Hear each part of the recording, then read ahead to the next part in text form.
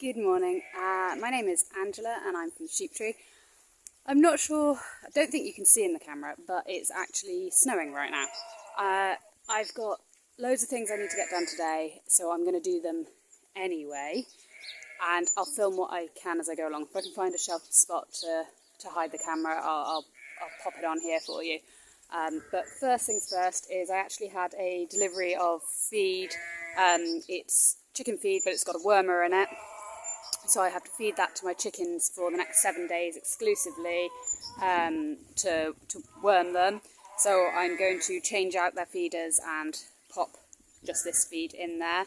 And then I'm off down to the orchards to move some sheep fencing.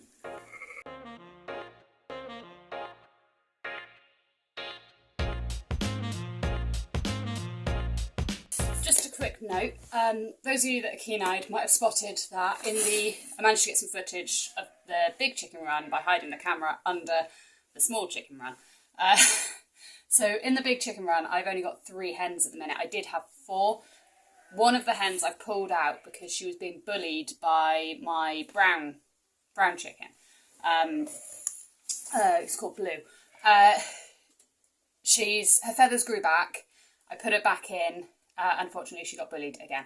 So my plan is to keep her out until all of her feathers come back properly. And then what I'm going to do is I'm going to pull Blue out.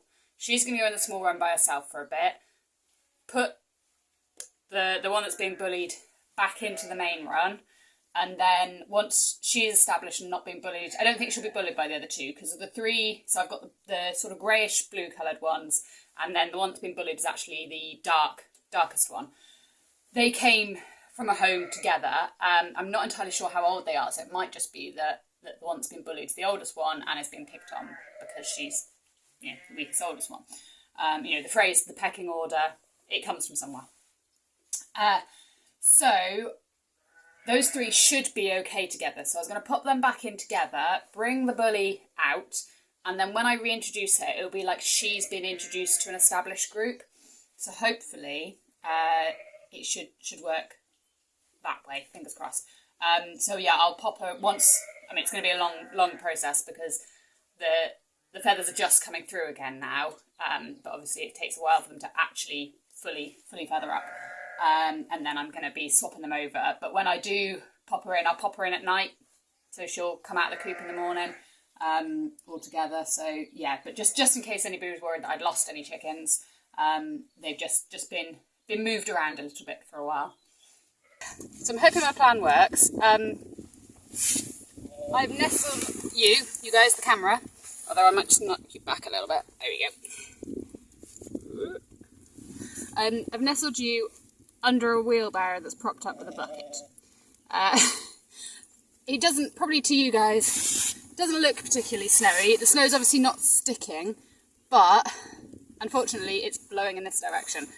So you are sort of hidden behind a tree with a fallen branch, which I think is just out of shot. But I figured we'd see what happens, and if I can get some footage. The camera's in the dry, but if a snowflake does fall on the lens, then that'll be the end of the footage. I'm not going to keep coming back to check because I've got fences to move.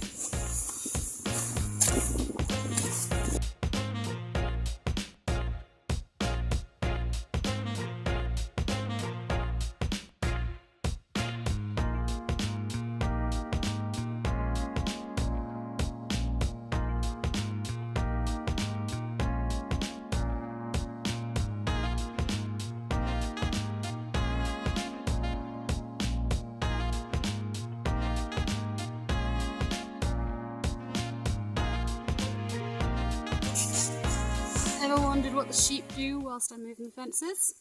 Here we are, literally behind the camera. They've all been watching me putting up their new fence down there. And they're waiting for their grass. And they've got a bit longer to wait because I've got to move the fence sort of along there and across there, which I need to lift up. And then I'll bring it through, and it'll go along there, and then down to meet about there somewhere.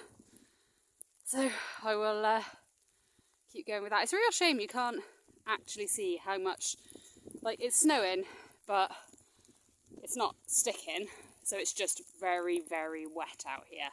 I'm a bit soggy.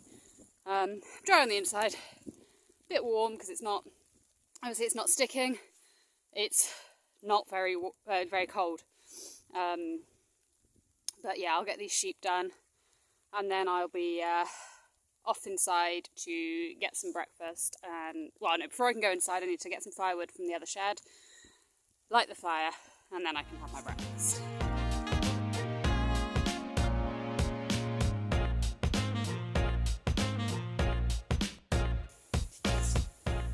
Slight change of plan. I was going to collect firewood and take it across to the shed. Across the woodshed.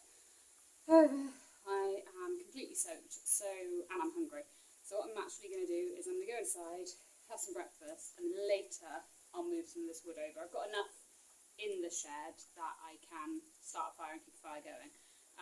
The other thing is, my clothes are my outers are completely sodden, and if I hang them up in the house, they're going to drip everywhere, and I don't really want to have to hang them in the shower. But if I hang them up here, on these lines set up for like when I'm washing dog beds and things and it's raining, then it means I've got to come back out later to fetch these to bring them inside to finish off drying once they've finished drip drying. So that's my plan. I probably will film a bit later, but I'm not sure yet. So if I don't, goodbye, thanks for watching. And if I do, I'll see you later.